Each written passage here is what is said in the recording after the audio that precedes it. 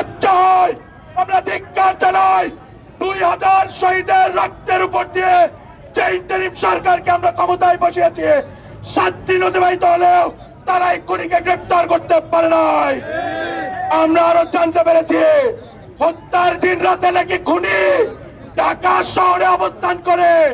আমাদের লজ্জা হয় কি সিকিউরিটি ইন্টেলিজেন্স আমরা পালন করে, সরকারের ট্যাক্স, সরকারের ভ্যাট কোন খাতে আমরা খরচ করে ওসমান হাদির মতো বাংলাদেশ পন্থী রাজনীতিবিদকে দিনে দুপুরে প্রকাশ্যে গুলি করার পরও একজন খুনি কিভাবে ঢাকা শহরে অবস্থান করে।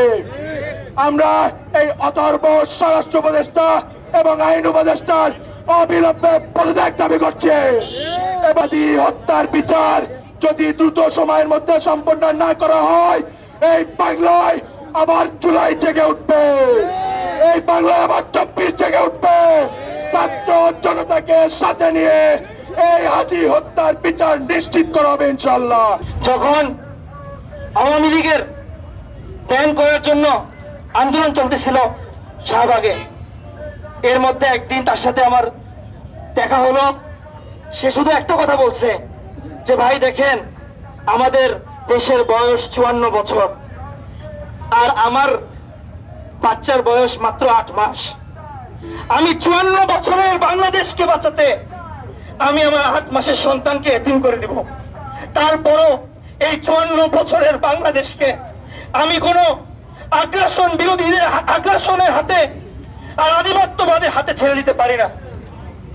আমি বললাম তোমার ছেলে একদিন পরিচয় দিবে যে আমার বাবা এরকম বিপ্লবী ছিল, যে সমস্ত আগ্রাসনের বিরুদ্ধে যে নিজেকে এইভাবে শহীদ করে দিছে।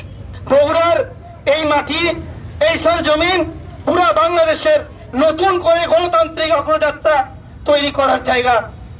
এই জায়গা থেকেই তৈরি হয়েছিল স্বাধীনতা পরবর্তী বহুতান্ত্রিক গণতন্ত্র যাত্রা। সংগ্রামী বন্ধুগণ, আমাদের জাতীয় নাগরিক পার্টি সব সময় জনতার কাতারে থেকে জনতার আওয়াজ আর জনতার বয়ানের উপর রাজনীতি করার জন্য প্রতিজ্ঞাবদ্ধ।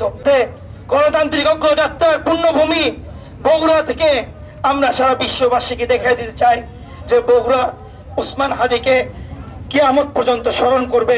টানা তৃতীয়বার অর্জন করেছে দেশের সেরা সুপার ব্র্যান্ড স্বীকৃতি বসুন্ধরা টিস্যু। যতদিন পর্যন্ত জমির আসমান ঠিক থাকবে, ওসমান হাদির নাম বগুড়ার মাটিকে চির অম্লান থাকবে। এই জন্য আজকে আমাদের এই বনানীর এই চত্বরকে, যে চত্বর পুরো বাংলাদেশকে উত্তরবঙ্গের সাথে মিলিত করে দিছে, এই মিলনের জায়গা, পুরো বাংলাদেশের উত্তরবঙ্গের মিলনের জায়গা, এই সেন্টার, এই চত্বরকে আমরা আমাদের সংগ্রামী সমস্ত বিপ্লবী আবরার থেকে নিয়ে ওসমান হাদি পর্যন্ত আর 71 থেকে নিয়ে 24 পর্যন্ত যত সংগ্রামী বিপ্লবী আছে আর ভবিষ্যতে আসবে, সবার পক্ষ থেকে আমরা বনানী চত্বরকে শহীদ ওসমান হাদি চত্বর হিসেবে ঘোষণা করলাম।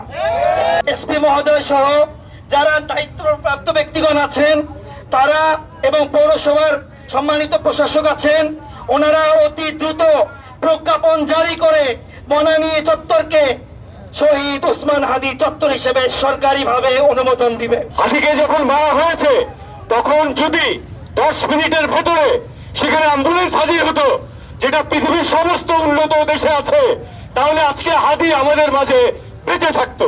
আমাদের যে অস্ত্র আছে, অবৈধ অস্ত্র মানুষের কাছে, সেই অস্ত্রগুলি আজকে মানুষের কাছ থেকে নিয়ে নিতে পারতো, তাহলে সেই অবৈধ অস্ত্রের হাতে আজকে হাদির মৃত্যু হতো না।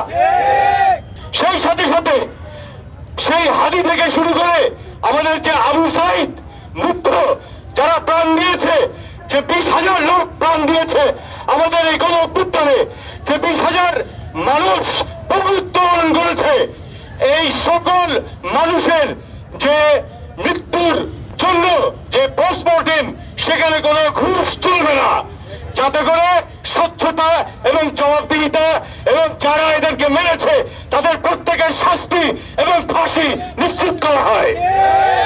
সেই সাথে সাথে হাদির মতো আরো যারা ভালো মানুষ এই নির্বাচনে দাঁড়িয়েছে, তাদের প্রত্যেকের তাদের প্রত্যেকের নিরাপত্তা এই সরকারকে নিশ্চিত করতে হবে।